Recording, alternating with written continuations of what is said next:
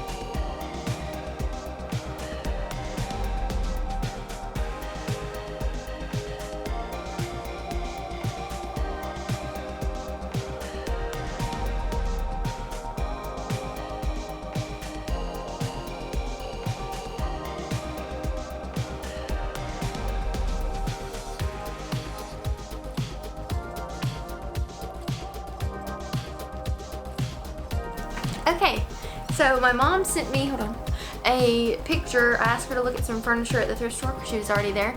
And she sent me this picture of this thing. And I was like, oh, that's cool. But then I thought about it for a little while. I was like, I don't know. What would I use that for? And then it dawned on me. We decided that we're going to use these little stands to stay out here as little tables. And I'm actually going to... We're going to make tabletops for them. We're going to make tabletops for them. But I'm going to put Tuck's stuff in here, like in a really cool box or something, maybe. Like his supplies.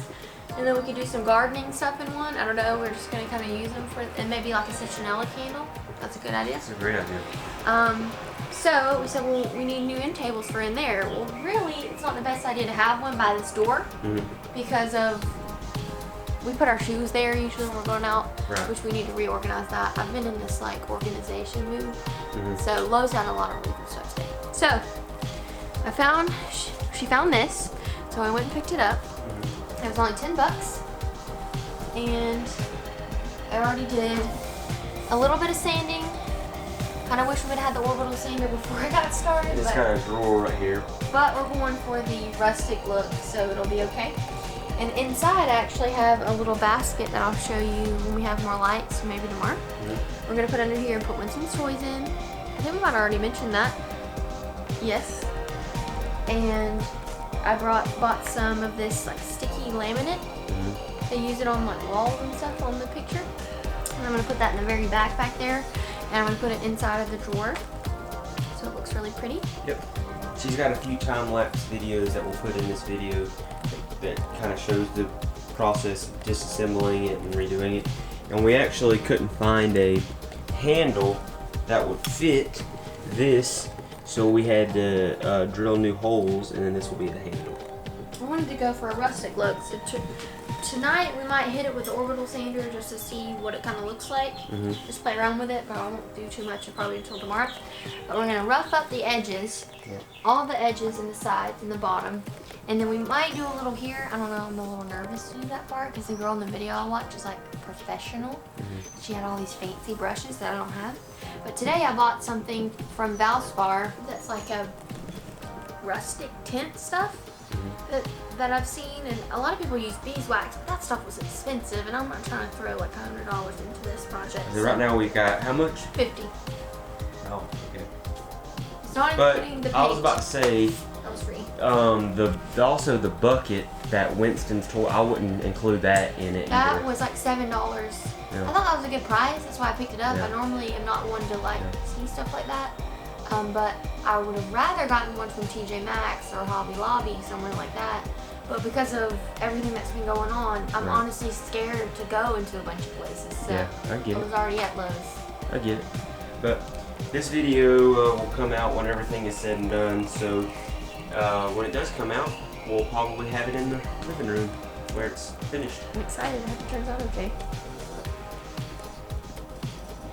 Hey guys, so if you're watching this now, we have finished the, I don't even know, what do you call this? Little drawer?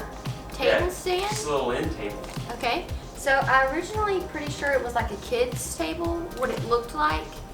It was all wood, basic plain color. We'll put pictures right. Yep. Picture of it. So we've showed you a little bit of the process. I forgot to do a time lapse of the last couple steps because I was trying to get it done because I was really excited about it. But first I'm going to go over some things that I purchased to make this project. So I bought a, what in the world is this? Oh, okay.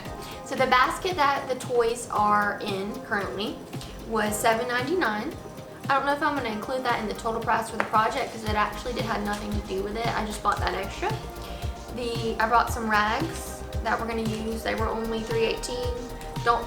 I only used 2 of them, so divide $3.18 with how many rags were in there would be the cost of that. 2.5 inch wide pull, the drawer pull that's on there, that was $4.48. That was a lot cheaper than buying it online. For some reason, all the drawer pulls online were like really expensive to have shipped to store. I think it was because I wasn't looking exactly at the ones that I saw at Lowe's, but they had been picked over so much, it was very hard. I literally spent like 10 minutes trying to find one that fit because they were all disorganized and it was crazy in there. The antiquing glaze was pretty much the most expensive part of this project. It was $13.98, but I literally did not make a dent in the container at all. So we're going to be able to use that for other projects. We've already been thinking about some stuff that we want to do with it, so that was pretty awesome. The brushes that I bought, I did have to throw them away because our paint was kind of getting kind of goopy. So that was $5.98 for the 3 brushes. I used one for the antiquing glaze. I'm going to wash that one and reuse that. And then I also got a, it's called Light Oak. It's probably like a transfer paper in the back of it. A vinyl, like a vinyl sheet. I really don't know how else to describe it. I'll show you a clip of that in just a second. What it looks like. It's actually made by duct tape. It's a little transfer paper that we use to line the drawer, and it's actually pretty much the same color as the drawer, but the problem was that the drawer was really nasty looking, even though we washed it and sanded it really good. So I just put that down in there to give it a little cleaner look, and then I also put it at the back of the table. You really don't even see that well unless you're really close up on it, but I thought it did add a nice little accent. So I'm really happy with how it turned out overall. It took me 3 days, not completely took that whole time. What took the longest was painting it. Because I used a little paint thinner in the paint, it probably would have been a little bit easier. I would suggest that you use that chalk paint that is specifically made for like antiquing furniture. I just didn't want to spend any extra money on it, so I didn't bother with it, but in the future, I think I do want to invest in some. I know Morco sells like really cool chalk paints. We could have probably gotten that I might for other projects that we do. They had a chalk paint spray paint at Lowe's, but it was really expensive and it was really small. So it depends on what size project you're doing. And if you're doing a lot of it, you know, you might want to invest in something a little bigger. But now I'm going to show it to you and you can check it out. Alright, so originally I do want to talk about something that I missed a second ago. I was just going to leave it white and then on the edges kind of do that, just the antique.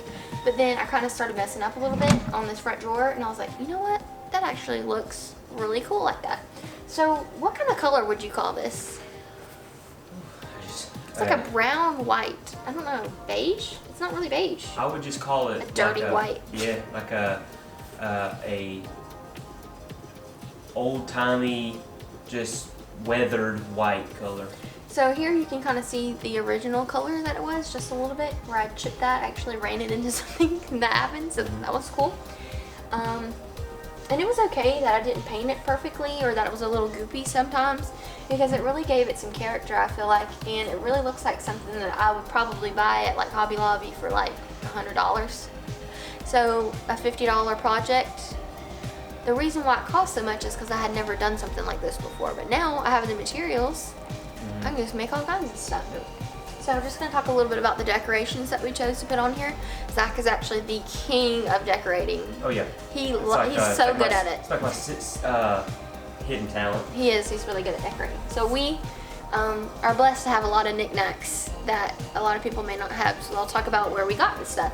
So in here is that little basket, again, that we got from Lowe's. I put all of Winston's toys in there. He really needs some more because he's really worn these out, but he loves all of his toys. So I put them in there. We always joke with him that he needs to clean up his toys off the ground, and so here's us doing it. We've got his little donut to the side of here, and I thought about putting this on a hook, maybe. I've seen some really cool YouTube videos where they did that. That way we could put some more stuff under there. I don't know. Eventually, we're going to get a wedding album of all of our photos done.